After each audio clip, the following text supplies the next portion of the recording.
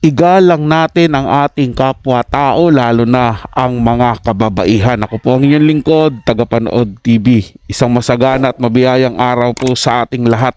Welcome back po dito sa ating YouTube channel at Facebook page. Ngayong araw po ang ating pag-uusapan, bibigyan ng reaksyon, komento, opinion ay ang balitang detalye sa pagsasampa ng kapuso actress na si Rita Daniela ng kaso kay Archie Alemania, at yan po ay galing sa channel ni Showbiz Philippines. Nasa description po yung link na kanyang channel, bisitahin po at pakisuportahan na rin. Kaya naman wag na nating patagalin to, simulan na po natin ang ating reaction video sa araw na to, mga tagapanood. Let's do this! Detalye sa pagpapakulong at pagsampa ng kaso ni Rita Daniela kay Archie Alemania. Sino ang mag-aakala na ang isang masayang party ay mauuwi pala sa napakalaking issue? Sangkot ang dalawang malalaking pangalan sa industriya ng showbiz. Iyan nga ang nangyari sa dalawang aktor na magkasama pa sa iisang proyekto. Nitong nagdaang October 30, 2024, Miyerkules, ginawa ni Rita Daniela ang pagsasampa ng acts of lasciviousness complaint laban sa co-star niya na si Archie Alemania sa Office of the City Prosecutor sa Bacoor City, Cavite. Pinirmahan nito ni Associate City Prosecutor Timoteo Patricio Pineda Jr. Sa ilalim ng Article 336 ng Revised Penal Code, ang taong mapapatunayang nagkasala ay dapat parusahan ng pagkakulong na maaaring tumagal mula 6 na buwan at 1 araw hanggang 6 na taon. Nangyari ang insidente sa pagitan nilang dalawa noong gabi ng September 8, 2024, Linggo, sa pagdaraos ng isang Thanksgiving house party sa Quezon City na inorganisa ng aktres na si Bea Alonzo para sa mga kasamahan niya at staff sa GMA teleserye na Widow's War. Dumalo dito ang mga co-actors ni Bea kasama sina Rita Daniela at Archie Alemania.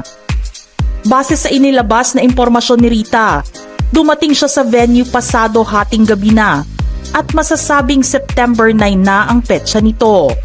Subalit pagdating ni Rita ay kaagad itong nakarinig ng hindi magandang mga salita mula sa co-actor na si Archie Alemania. Halatang lango sa alak ang aktor at kung ano-ano na rin ang binibitawan nitong mga salita sa aktres. Dahil hindi humihinto si Archie, sinasaway na rin siya ni Bea. Pero sinabi ni Rita na pinili pa rin niyang hindi kumprontahin ang aktor dahil baka mas lalong mag-provoke ito sa kanyang kilos, lalo na't lasing ito. Matapos naman ang kanilang party ay papauwi na si Rita at naghihintay na lamang sa kanyang binook na sundo. Nakita siya ni Archie at doon ay huminto ito sa harapan niya mismo at sinabing siya na lang ang maghahatid sa kanya sa bahay. Mas mainam daw na siya ang maghatid dahil 2:00 na rin ng umaga noon at para matiyak din ni Archie ang kaligtasan ni Rita. Nang mapansin na nahimasmasan na ang co-star na itinuring na rin niyang kuya at kaibigan, hindi na ito tumanggi pa sa kanyang alok na ihatid siya sa bahay nito sa Bacoor, Cavite. Pero sa kalagitnaan umano ng kanilang paglalakbay ay nagsimula na si Archie na gumawa ng mga hindi kanais-nais na bagay kay Rita. Laking gulat din niya noong pababa na siya sa sasakyan ni Archie ay sinubukan nito muling gawan siya ng hindi magagandang bagay. Subalit nang manlaban at hindi pumayag si Rita, dito na raw nagalit si Archie. Nagpatuloy ito at medyo natagalan din sa paglabas ng kotse si Rita. Labis na takot ang naramdaman ni Rita noong gabing ihatid siya ng co-star sa kanilang bahay. Nang makapasok na siya sa gate, nakakuha umano siya ng text message mula kay Archie na may mensaheng, "Huy."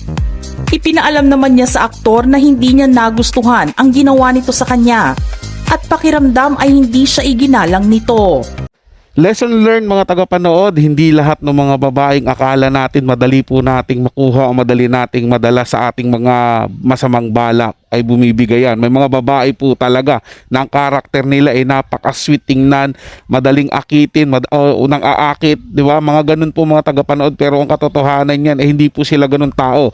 Karakter lang po nila yan. Kaya kailangan respeto talaga ang ibigay po natin. Katrabaho man natin yan, kakilala man natin yan, close man natin yan, bigyan po natin ng respeto yan dahil hindi po lahat ng gusto nating mangyari ayun po ang talagang mangyayari mga tagapanood. Lagi po natin ugaliin ang magbigay ng respeto sa ating kapwa-tao, lalo na po sa mga kababaihan. Nga pala mga tagapanood, bago tayo magpatuloy, kung gusto nyo pong mapanood yung full video na ito, ilalagay ko po sa description yung link ng channel ni Showbiz Philippines para mabisita nyo po mga tagapanood, kasi reaction video po yung ginawa natin, kaya pinutol lang po natin, kumuha lang po tayo ng ilang parting mahalaga po mga tagapanood. Yun nga po, balik tayo sa reaction.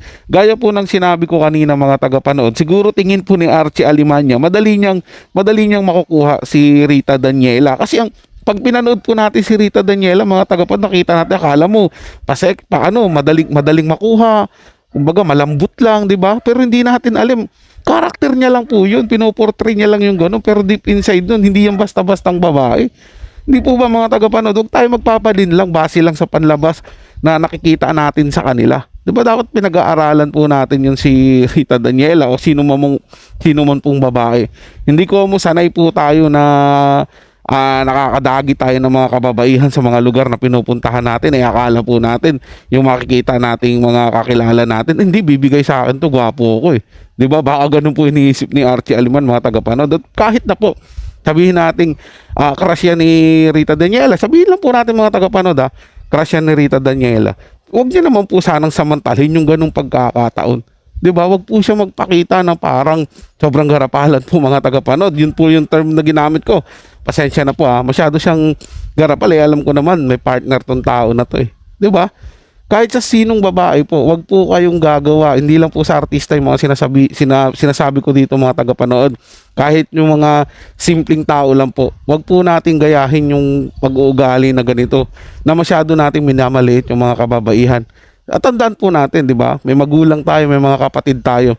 Gusto po ba natin na gawin sa kanila, sa ating mga kapamilyang babae, gawin yung ginawa nito na Archie Aliman na medyo hindi niya gagawa ng di maganda yung babae. Di ba? Napaka-unfair po nun mga tagapanood. Respetuhan po tayo. Bigyan natin ng respeto yung mga kababaihan. Kasi deserve po nila yung mga tagapanood. Dati nga kung sambahin yung mga kababaihan, ganun-ganun na lang, di ba? Masungkit mo lang yung kanilang matamis na oo. Ngayon po parang hindi na mga tagapanood eh. Dahil po yan sa impluwensya ng social media at impluwensya na rin po sa atin ng mga foreign country na liberated po masyado. At masyado rin natin nakopya yung ganun mga tagapanood. Kaya akala natin is okay lang po. Well, iba po tayo. Dapat panatilihin po natin yung tatak ng Pilipino, being true Filipino is respectful po yan sa mga kababaihan. So yun lang po mga tagapanood, may nagustuhan nyo po yung ating talakayan sa araw na to, at kung kayo bago lang po na napadaan dito sa ating channel, huwag nyo po sanang kalimutan na mag-subscribe. Hit nyo na rin po notification bell para lagi po kayong updated sa mga bago pang video na ating ilalabas. Share, like, and comment din po kayo mga tagapanood, ating ang babasahin at pupusuan. So hanggang sa muli po, ito yung Tagapanood TV. Komento at opinion lamang, wala pong personalan. Paalam po at mabuhay po kayong lahat.